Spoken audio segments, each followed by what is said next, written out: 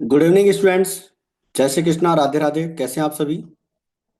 देखिए बच्चों, chapter wise PYQ series में अपना जो chapter number 5 cash flow statement चल रहा है, ये उसकी आज लास्ट क्लास है। लेक्चर नंबर 3 है। और आज की इस क्लास में हम 2014, 2013 और 2012 के क्वेश्चन सॉल्व करेंगे। ठीक है। और जैसा कि आप जानते हैं कि हम इसके जो पेपर हैं तीनों 2014, 13 और 12 के, इनके चार चार क्वेश्चन सॉल्व करेंगे।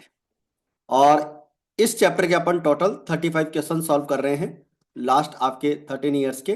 ठीक है। और लेक्चर नंबर अपना 3 है। और इस चैप्टर के बाद अपने पूरे सभी चैप्टर्स का जो है हमारा रिवीजन कंप्लीट हो चुका है। पीवाईक्यू सीरीज कंप्लीट हो जाएगी। चलिए स्टार्ट करते हैं आज की क्लास का पहला क्वेश्चन। तो ये सबसे आसान सा क्वेश्चन है, under which accounting standard is cash flow statement made. यानी कि कौन से अकाउंटिंग स्टैंडर्ड में अपन कैश फ्लो स्टेटमेंट बनाते हैं। तो ये हमारा आंसर है, cash flow statement is prepared according accounting standard number 3, जिसे हम बोलते हैं AS3। तो AS3 में जो है हम कैश फ्लो स्टेटमेंट बनाते हैं। सेकंड क्वेश्चन है, write two items of cash flow outflow from investing activity. Investing activity से आउटफ्लो के कोई दो पॉइंट्स अपने को बताने हैं। तो ये याद रखें, यहाँ से आपका क्वेश्चन 101% बनना है और आपको इसको अच्छे से ध्यान देना है। तो cash outflow arises from investment activities या investing activity in the following situations. जब हम परचेज करते हैं फिक्स असेट्स को या इन्वेस्टमेंट परचेज करते हैं तो हमारा आउटफ्लो होता है, कैश आउटफ्लो होता है इन्वेस्टिंग एक्टिविटी से। याद रखें, इन्वेस्टिंग एक्टिविटी में हम जो हमारी असेट्स होती है उन असेट्स का सेल और परचेज इंक्लूड करते हैं। किसी भी कंपनी की जो नॉन करंट असेट्स होती है उन नॉन करंट असेट्स का सेल परचेज जो होता है वो आपका इन्वेस्टिंग एक्टिविटी में आता है। अगर आप असेट्स को परचेज करते हो तो आपका आउटफ्लो होता है कैश का। और अगर आप असेट्स को सेल करते हो तो वहां पर कैश का क्या होता है, इनफ्लो होता है। ठीक है, ये आप ध्यान रखेंगे। चलिए इसके बाद में है हमारा next question number 3, right the meaning of cash flow statement. तो देखो बहुत ही आसान सा क्वेश्चन है। तो कैश फ्लो स्टेटमेंट का मीनिंग अपने को पता होना चाहिए। ये जो क्वेश्चन है ये भी आपका रिपीट हो रहा है, पहले भी आ चुका है ऐसा question. Cash flow statement is a statement that portrays the change in the cash of organization between one period and another। यानी कि एक पीरियड से दूसरे पीरियड में जो अपने बिजनेस एंटरप्राइजेज है उसकी कैश में जो चेंज होता है उस चेंज को क्या करता है, ये रिप्रेजेंट करता है, यानी कि पोर्ट्रेट्स करता है, उसको चित्रित करता है।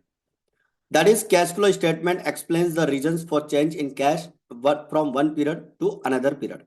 यानी एक पीरियड से दूसरे पीरियड में जो कैश है बिजनेस का उसमें क्या चेंज आया है, उन चेंजेस के कारणों का वहां पर क्या लगाता है, पता लगाने का काम करता है। तो ये हमारा कैश फ्लो स्टेटमेंट होता है।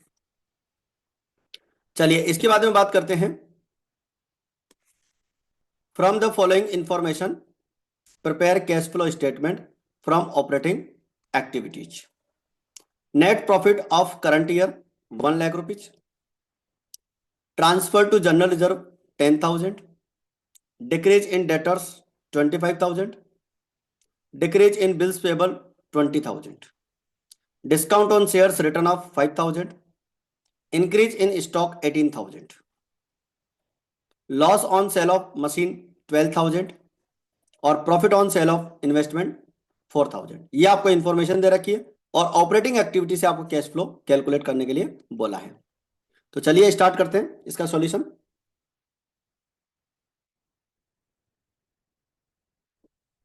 देखिए सबसे पहले अपन लिखेंगे cash flow from calculation of cash flow from operating activities.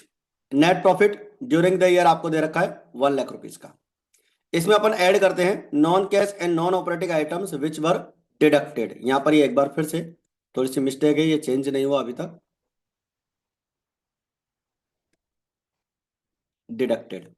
ठीक है, non cash and non operating items जो नेट प्रॉफिट में डिडक्ट किए हुए हैं उनको अपन क्या करेंगे, प्लस करेंगे। Transfer to general reserve, reserve में अमाउंट ट्रांसफर हुआ है, प्रॉफिट ट्रांसफर हुआ, इससे हमारा प्रॉफिट कम हो गया था, वापस प्लस करेंगे। डिस्काउंट ऑन शेयर्स जो है रिटर्न ऑफ किए हैं, देखो शेयर्स जो हैं डिस्काउंट पर पहले राइट इशू होते थे, अब नहीं होते एट प्रेजेंट में। पहले जो आपका कंपनी एक्ट 1956 अप्लाई होता था, तो उसके अकॉर्डिंग जो शेयर्स हैं वो डिस्काउंट पर इशू होते थे। बट जब से हमारा नया कंपनी एक्ट 2013 अप्लाई हुआ है, उसके बाद से डिस्काउंट पर शेयर्स इशू होना बंद हो गए थे। तो ये पहले का क्वेश्चन है 2014 का, तो अपन समझ सकते हैं कि पहले इस टाइप का पॉइंट आया हुआ है। तो आप ध्यान रखें, discount on shares right of अगर करते हैं, जैसे discount on issue of debenture होता है उसको राइट ऑफ करते हैं, तो वो चीज़ भी अपने को यहाँ पर प्लस करनी है। Loss on sale of machine, किसी भी मशीन को सेल करने पर जो लॉस होता है उस लॉस को भी अपन यहाँ पर क्या करते हैं, प्लस करते हैं। तो इस तरह से 27,000 जो है हमारा यहाँ पर टोटल हो जाता है। 1 लाख रुपीज आपका इधर से और 27 ये, तो टोटल मिलाकर हो गया 1,27,000। इसके बाद में लेस करेंगे non cash and non operating items which were added, यहाँ पर आएगा एडेड या इंक्लूडेड।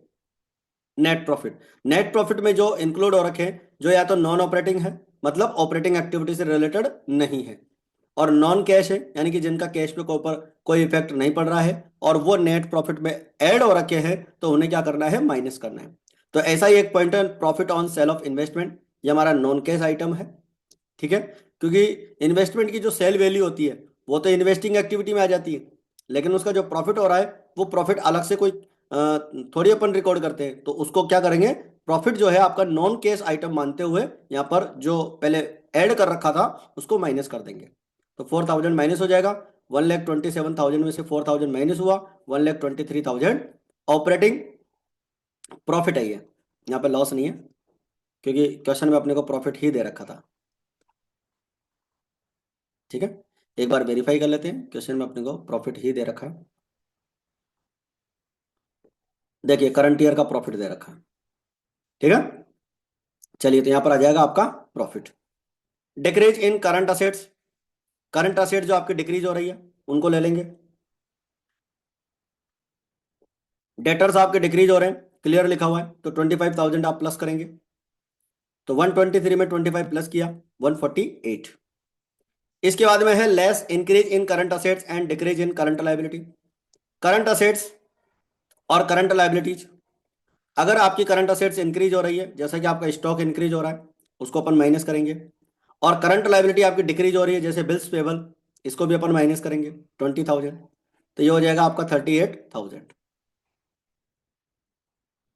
1,48,000 में से आप 38,000 माइनस कर लीजिए, तो नेट कैश इनफ्लो हो जाएगा आपका 1,10,000। ठीक है, तो इसी के साथ ये हमारा क्वेश्चन नंबर 4 जो है कंप्लीट होता है। इसके बाद में आता है बच्चों आपका ईयर 2013 का क्वेश्चन, इसको भी अपन समझ लेते हैं। देखिए एक बार एक क्वेश्चन और अपने पास यहाँ पर रिपीट हो रहा है, right any two items of cash inflow from investing activity.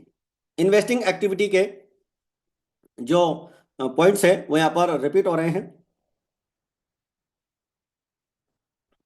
तो आपसे दो आइटम्स पूछे जिनसे कैश इनफ्लो होता हो इन्वेस्टिंग एक्टिविटी में। तो देखिए इन्वेस्टिंग एक्टिविटी में कैश इनफ्लो के जो दो पॉइंट है वो इस तरह से, any two items of cash inflow from investing activity, cash receipt on sale of fix assets. अभी आपको मैंने पिछले पेपर की क्वेश्चन में बताया था कि असेट्स को अगर परचेज करते हैं तो वो हमारा आउटफ्लो होता है, और असेट्स को अगर सेल करते हैं तो सेल करने पर जो पैसा आता है वो हमारा कैश इनफ्लो होता है। तो दो एग्जाम्पल यहाँ पर आप बता सकते हैं, cash receipt on sale of fix assets और cash receipt on sale of investment. चलिए इसके बाद में है नेक्स्ट क्वेश्चन आपका, write the names of methods of presentation of cash flow from operating activity. Operating activity से कैश फ्लो कैलकुलेट करने के दो मेथड होते हैं, एक होता है आपका डायरेक्ट मेथड और एक होता है इनडायरेक्ट मेथड। वैसे अपने जो सिलेबस में है वो इनडायरेक्ट मेथड है, और इनडायरेक्ट मेथड के ही अपन क्वेश्चन एग्जाम में पूछे जाते हैं। तो फिर भी आपको इनके मेथड्स के नाम तो याद रखना ही है कि मेथड आपके कौन कौन से हैं, एक तो डायरेक्ट मेथड है और एक इनडायरेक्ट मेथड है।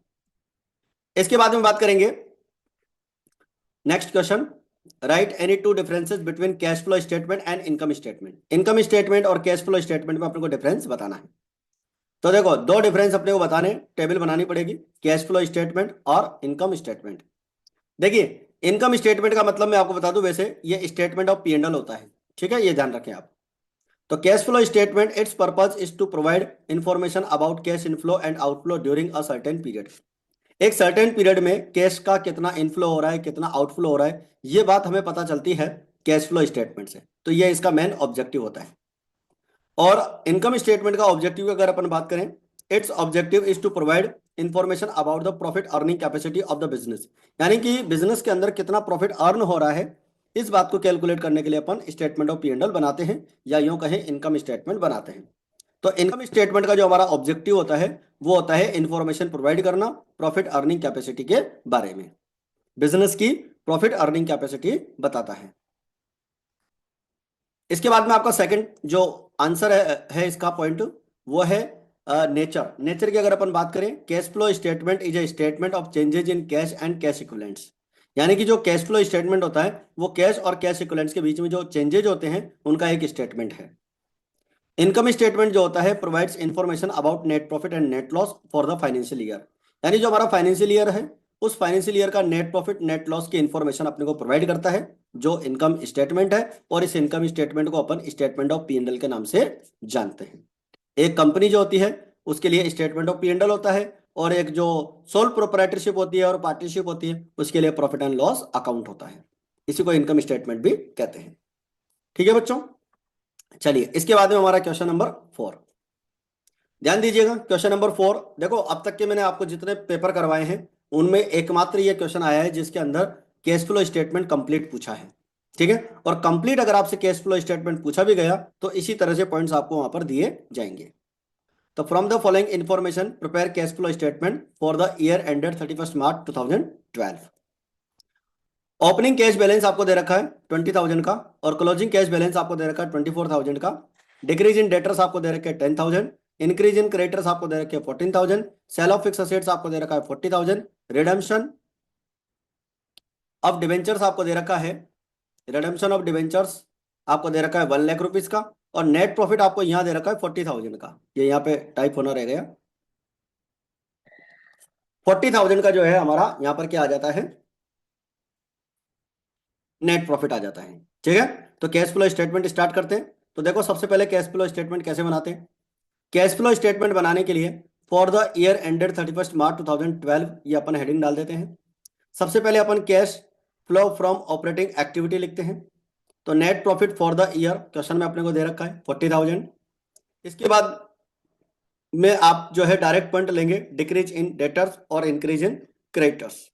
करंट असेट्स यानी कि डेटर्स आपके इंक्रीज हो रहे हैं, डिक्रीज हो रहे हैं तो इसको प्लस करते हैं। और क्रेडिटर्स यानी कि करंट लायबिलिटी आपकी डिक्रीज हो रही है, सॉरी इंक्रीज हो रही है, इसको अपन क्या करते हैं, प्लस करते हैं। तो दोनों को यहाँ पर प्लस करेंगे 24,000, ये हो जाएगा आपका 64,000। और कोई पॉइंट ऑपरेटिंग की एक्टिविटी से रिलेटेड नहीं है तो यही हमारा net cash inflow from operating activity हो जाएगा, और इसको अपन बार वाले कॉलम में प्रेजेंट कर देंगे। तो 64,000 आपका ऑपरेटिंग एक्टिविटी का कैश इनफ्लो आ जाता है। अब बात आती है इन्वेस्टिंग एक्टिविटी। तो cash flow from investing activity, और ये हमारे पास हो जाएगा received from sale of fix assets. Fix assets को सेल करने पर जो मैंने रिसीव्ड किया है 40,000, वही हमारा net cash inflow from investing activity हो जाएगा। तो 40,000 का अमाउंट इन्वेस्टिंग एक्टिविटी का है, इसको भी अपन बाहर लिख लेंगे। इसके बाद में financing activity, cash flow from financing activity. तो फाइनेंसिंग एक्टिविटी में एक ही पॉइंट है, payment on redemption of debentures, ये हमारा माइनस में आ जाएगा 1,00,000 रुपीज का। इसका फाइनल आउटपुट हो जाएगा net cash outflow from financing activity, और वो हो जाएगा 1,00,000 रुपीज। ठीक है, और इसको बाहर लिख लेंगे। और अपन क्या करेंगे, इन सबका टोटल करेंगे। देखो 64,000 प्लस का है, 40,000 प्लस का है, तो दोनों को अगर प्लस करते हैं तो 1,04,000 आपका प्लस का हो जाता है। और 1,00,000 रुपीज आपका माइनस का है, तो माइनस करेंगे तो 4,000 हो जाएगा net increase in cash and cash equivalents. और ये हो जाएगा, तीनों पॉइंट्स को ऐड कर लेंगे, point number A, point number B और पॉइंट नंबर सी, ABC, और ये हो जाएगा 4,000। ठीक है, तो 64, 40 और 1,00,000। Cash and cash equivalents at the beginning of year. Beginning of year cash and cash equivalents होता है, वो होता है आपका 20,000, क्वेश्चन में दे रखा है। मैं आपको रिपीट कर देता हूं एक बार वापस से। देखो ओपनिंग कैश आपको दे रखा है 20,000 का, और क्लोजिंग कैश दे रखा है आपको 24,000 का। अब मैं आपको एक लॉजिक बताने वाला हूं, यहाँ पर सभी बच्चे ध्यान देंगे। देखो जैसे आपने तीनों एक्टिविटीज को प्लस किया तो आपका आंसर आ गया 4,000।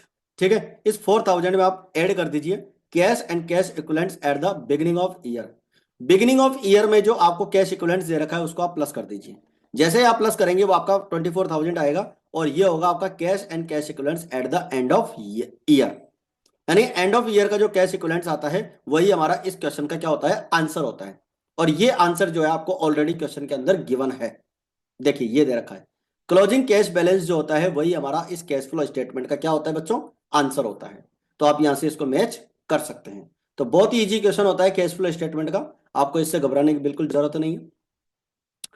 और एक बात मैं आपको और बता दूं, कैश फ्लो स्टेटमेंट के जो क्वेश्चंस आपको एनसीईआरटी बुक में दे रखे हैं, कंप्लीट एग्जांपल्स आपको दे रखे हैं, उनके चक्कर में बिल्कुल मत पड़ना, क्योंकि ऐसे एग्जांपल्स हमारे राजस्थान बोर्ड के पेपर में तो बिल्कुल भी नहीं आते हैं। राजस्थान बोर्ड के पेपर में कैसे क्वेश्चन आते हैं ये आपको पीवाईक्यू से पता चल जाएगा। ये 3 क्लासेज आपने देखी है पीवाईक्यू की इस चैप्टर की, तो आपको पता चल जाएगा कि किस टाइप के क्वेश्चन एग्जाम में आते हैं। ठीक है, तो ज्यादा लोड लेने की जरूरत नहीं है। बुक के अकॉर्डिंग जो लेंदी क्वेश्चंस आपको दे रखे हैं कंप्लीट वाले, वो आपको प्रिपेयर नहीं करने, आपको इंडिविजुअल एक्टिविटी तैयार करनी है। और अगर कंप्लीट कैश फ्लो स्टेटमेंट का क्वेश्चन आता है तो वो इस टाइप का आ सकता है, जिसके अंदर आपको एक एक दो दो पॉइंट्स दे रखे होंगे, ऑपरेटिंग के इतने हैं, इन्वेस्टिंग के इतने हैं, फाइनेंसिंग के इतने हैं। बस अब आपको ये इसका प्रॉपर फॉर्मेट पता होना चाहिए कि अपन कैश फ्लो स्टेटमेंट बनाते हैं तो प्रॉपर चीज किस तरह से अरेंज करते हैं। ठीक है बच्चों, चलिए इसके बाद में अपन लेते हैं नेक्स्ट, हमारा लास्ट पेपर है जो आज का 2012 का, और इस चैप्टर का हमारा यहाँ पर दी एंड हो जाएगा। तो चलिए सबसे पहले क्वेश्चन हमारे पास एक बार फिर से रिपीट हो रहा है, mention the names of methods of calculate cash flow from operating activity. Operating activity से कैश फ्लो कैलकुलेट करने का कौन सा मेथड है। देखो मैं बता दूं आपको, इन्वेस्टिंग और फाइनेंसिंग एक्टिविटी का कैश फ्लो ज्ञात करने का तो कोई फॉर्मेट ही नहीं होता, कोई मेथड ही नहीं है। जो मेथड है उसी को यूज करते हैं। बट ऑपरेटिंग का 2 मेथड होते हैं, एक होता है आपका डायरेक्ट मेथड और एक होता है इनडायरेक्ट मेथड।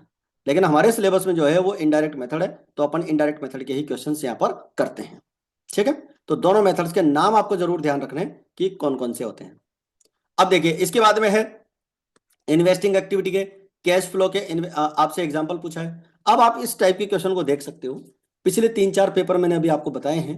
तो उसमें देखो इन्वेस्टिंग एक्टिविटी का कभी तो इनफ्लो पूछता है, कभी आउटफ्लो पूछता है। अब यहाँ पर उसने केवल इनफ्लो और आउटफ्लो नहीं बोला, बस उसने ये बोला है कि cash flow statement investing activity में कौन कौन से एग्जाम्पल्स हैं। तो आप इसमें इनफ्लो का भी बता सकते हो और आउटफ्लो का भी बता सकते हो। तो अपन कोशिश करेंगे कि दोनों एक एक बता दें, कि एक इनफ्लो का हो जाए और एक आउटफ्लो का हो जाए, तो उससे कैश फ्लो स्टेटमेंट की दोनों बात कंप्लीट हो जाती है। अब एक बात ध्यान से सुनना बच्चों, अब यहां पर मैं आपको एक इंपॉर्टेंट चीज बता रहा हूं आपसे। अब जो क्वेश्चन पूछा जाएगा उसके अंदर फाइनेंसिंग एक्टिविटी के पॉइंट पूछे जा सकते हैं। फाइनेंसिंग एक्टिविटीज के पॉइंट पूछे जा सकते हैं कि फाइनेंसिंग एक्टिविटीज में कौन कौन से इनफ्लो होते हैं, कौन कौन से एग्जांपल उसके आउटफ्लो के होते हैं, वो आपसे पूछ सकता है। ऑपरेटिंग पूछ सकता है, क्योंकि ऑपरेटिंग का और फाइनेंसिंग का अभी तक इसने पूछा नहीं है, तो ये इस बार क्वेश्चन इसका बनने की पूरी पूरी संभावना है। तो ऑपरेटिंग और फाइनेंसिंग के आप क्या करेंगे, ये एग्जाम्पल्स याद कर लेंगे। ठीक है, ये ध्यान रखें। तो चलिए, तो 2 examples of cash flow from investing activity, ये हो जाएगा sale of fix assets like machine, furniture etcetera and investments. इनको अगर अपन सेल करते हैं तो ये हमारा इनफ्लो का पॉइंट है, और अगर अपन इनको परचेज करते हैं तो ये हमारे आउटफ्लो का पॉइंट है। तो दोनों ही पॉइंट अपन ने एक एक करके यहाँ पर बता दिए हैं। इसके बाद में एक क्वेश्चन हमारे पास फिर रिपीट हो रहा है, list any 2 objectives of preparing cash flow statement. Cash flow statement के 2 ऑब्जेक्टिव बताने, क्यों बनाते हैं इस स्टेटमेंट को। तो देखिए, 2 objectives of preparing cash flow statement. It is helpful in analyzing the changes in cash reserves. यानी जो कैश फंड होते हैं उनमें जो चेंज होता है, उन चेंजेस का क्या करता है, ये एनालिसिस करता है कि भाई क्या कारण है जिसकी वजह से कैश और कैश इक्विवेलेंट में चेंज हो रहा है। इसके बाद में it provides information about cash inflow and outflow from operating, investment and financing activity. मतलब कैश फ्लो स्टेटमेंट से हमें ये पता चलता है कि आपकी operating activity, investing activity, financing activity में जो कैश इनफ्लो और कैश आउटफ्लो है वो कितना कितना हो रहा है, उसके बारे में इंफॉर्मेशन आपको पता चलती है। चलिए इसके बाद में हमारे पास क्वेश्चन नंबर 4 देखिए, 31 मार्च 2010 और 31 मार्च 2011, ये हो गया आपका करंट ईयर और ये हो गया आपका previous year. Equity share capital 5 lakh और 6 लाख, यानी 1 लाख के शेयर्स अपन ने इशू किए हैं। देखो लास्ट ईयर 5 साल के थे, 5 लाख रुपए के थे, और इस साल जो है अपने पास 6 लाख रुपए के हैं। इसका मतलब 1 लाख के शेयर्स अपन ने इशू किए हैं। Preference shares last year 2 lakh के थे और करंट ईयर में इसका कोई वैल्यू नहीं है, इसका मतलब अपन इनका रिडेम्पशन कर चुके हैं। डिवेंचर्स लास्ट ईयर नहीं थे लेकिन इस साल है, इसका मतलब 50,000 के जो डिवेंचर्स हैं उनका अपन क्या कर चुके हैं, रिडम इशू कर चुके हैं, यानी कि 50,000 के डिवेंचर्स अपन ने यहाँ पर इशू किए हैं। चलिए और कुछ पॉइंट्स दे रखे हैं और इस क्वेश्चन को आप वेरी इंपॉर्टेंट टिक कर लेना अपने एग्जाम के पॉइंट ऑफ व्यू से, क्या पता रिपीट हो जाए। इक्विटी शेयर्स 20% प्रीमियम पर आपको इशू किए गए हैं। 12% प्रेफरेंस शेयर्स जो है वो 10% प्रीमियम पर उनका पेमेंट हुआ है, और डिवेंचर्स जो 10% है उनका 1% डिस्काउंट पर क्या हुआ है, इशू हुआ है। और इंटरिम डिविडेंड जो इक्विटी शेयर्स पे चुकाया है वो 90,000 अपन ने पे किया है। तो चलिए अपने को कैलकुलेट करना है cash flow from financing activity. देखिए बच्चों, सबसे पहले received from issue of equity shares. Equity shares upon issue कर रहे हैं 1 लाख रुपीज के, ठीक है, और 1 लाख रुपीज का 20% अपन प्रीमियम पे इशू कर रहे हैं। इसका मतलब ये हुआ कि जो 1 लाख रुपए के इक्विटी शेयर्स हैं वो 20% प्रीमियम जोड़कर अपने को कितने में इशू होंगे, 1,20,000। यानी इक्विटी शेयर से हमें जो पैसा आएगा वो 1,20,000 आएगा। डिबेंचर जो अपन इशू कर रहे हैं वो 50,000 के डिबेंचर इशू कर रहे हैं फेस वैल्यू के, और डिबेंचर इशू कर रहे हैं अपन 1% डिस्काउंट पर, ठीक है। तो 1% डिस्काउंट की अगर बात करें तो 50,000 का 1% हो जाता है 500 रुपए, तो 500 रुपए माइनस कर देंगे तो 49,500 हमारा यहां पर आ जाएगा। तो received from issue of 10% debentures वो आएगा बच्चों आपका 49,500। क्लियर है। Payment on redemption of 12% preference shares, तो प्रेफरेंस शेयर्स अपन ने जो रिडम्पशन किए हैं 2 लाख रुपीज के, वो 10% प्रीमियम पर उनका पेमेंट किया है। इसका मतलब ये है बच्चों कि जो 2 लाख रुपए के प्रेफरेंस शेयर्स थे उनका पेमेंट अपन ने 10% प्रीमियम जोड़कर किया है। मतलब 2 लाख के जो प्रेफरेंस शेयर्स हैं उनके ऊपर 10% का प्रीमियम अपन ने प्लस किया है और फिर उसका पेमेंट किया है। तो कहने का मतलब 2 लाख के प्रेफरेंस शेयर्स के बदले में अपन ने 2,20,000 का पेमेंट किया है। तो payment on redemption of 12% debenture 2,20,000 minus में लिखेंगे। इंटरिम डिविडेंड जो इक्विटी शेयर्स पे 90,000 अपन ने दिया है उसको अपन यहां पर क्या करेंगे, माइनस में लिख लेंगे। और जब अपन इनको फाइनल आउटपुट निकालेंगे तो ये हो जाएगा हमारा 1,40,500 और ये आउटफ्लो हो जाएगा क्योंकि यहां पर आंसर माइनस में आ रहा है। ठीक है बच्चों, तो ये थी अपनी आज की क्लास, और आज की इस क्लास में हमारा जो चैप्टर है वो कंप्लीट हो चुका है, और चैप्टर नंबर 5 आपका बिल्कुल कंप्लीट हो चुका है। और इससे पहले हमने देखो हमारी जो अकाउंटेंसी की पार्ट 1 है उस पार्ट 1 के अंदर आपका चैप्टर नंबर 1 कंप्लीट करवा दिया, चैप्टर नंबर 2 कंप्लीट करवा दिया, चैप्टर नंबर 3 और चैप्टर नंबर 4, यानी पार्ट 1 के आपको इन चारों चैप्टर्स के मैंने पीवाईक्यू अच्छे से कंप्लीट यहाँ पर करवा दिए हैं, जिसकी प्लेलिस्ट का लिंक आपको इस वीडियो के डिस्क्रिप्शन बॉक्स में भी मिल जाएगा। फिर हमारी जो अकाउंटेंसी की सेकंड पार्ट है, सेकंड पार्ट के अंदर मैंने आपको chapter number 1 accounting for share capital करवा दिया, अकाउंटिंग इशू ऑफ डिवेंचर्स वाला करवा दिया, फाइनेंशियल स्टेटमेंट ऑफ कंपनी करवा दिया, आपको अकाउंटिंग शेयर्स करवा दिया, अकाउंटिंग रेशोज करवा दिया, और उसके बाद में आपको कैश फ्लो स्टेटमेंट का ये 5वां चैप्टर भी कंप्लीट करवा दिया है। ठीक है बच्चों, तो यहाँ तक कि हमारी क्लासेस कंप्लीट हो चुकी हैं। चैनल पर अगर आप नए हैं और सब्सक्राइब नहीं किया है तो उसको आप फटाफट कर लेंगे। अब आगे हम क्या करने वाले हैं वो मैं आपको बता देता हूँ। देखो सबसे पहले तो मैं आपको क्या करूंगा, जितने भी चैप्टर्स मैंने कंप्लीट करवाए हैं ना, इन चैप्टर्स की पीडीएफ में आपको टेलीग्राम चैनल पे अपलोड कर दूंगा, कल अपलोड कर दूंगा। तो आप वहां से आराम से पीडीएफ को डाउनलोड कर सकते हो और अपनी प्रैक्टिस कर सकते हो। तो ये अपना टेलीग्राम चैनल का लिंक है, यहाँ पर आपको जो है अपनी इन सभी पीवाईक्यू सीरीज की पीडीएफ वहां पर कंप्लीट हो जाएगी। इसके बाद में मैं आपके लिए 4 या 5 क्लासें लेकर आऊंगा अकाउंटेंसी की ही 8 तारीख से पहले पहले, जिसके अंदर मैं आपको very important questions chapter wise book से टिक लगवाने वाला हूं, ताकि आप एक एक करके इन चीजों को और अच्छे से रिवाइज कर लेंगे। ठीक है बच्चों, ये आपकी कल या परसों के अंदर 2-3 दिन में कंप्लीट हो जाएगी। और जैसे जैसे हमारा अकाउंट्स का पेपर हो जाएगा उसके बाद फिर हम बीएसटी और इकोनॉमिक्स के भी वेरी इंपॉर्टेंट क्वेश्चंस या यूं कहें पीवाईक्यू लाने की कोशिश करूंगा पहले तो पीवाईक्यू ही मैं आपको प्रोवाइड करवा दूंगा, इकोनॉमिक्स और बीएसटी दोनों के भी। ठीक है, तो आप चैनल पे कंटिन्यू बने रहेंगे। आपने सब्सक्राइब नहीं किया है तो जरूर से करना है और अपने फ्रेंड्स तक इसको शेयर कर देना है, ताकि उनको भी इस क्लास का क्या मिल सके, बेनिफिट मिल सके। और क्लास आपको कैसी लगी उसके बारे में आप कमेंट करके जरूर से बताएंगे। तो आज की क्लास में फिलहाल इतना ही, मिलते हैं फिर अपन नेक्स्ट क्लास में। जय हिंद, जय भारत।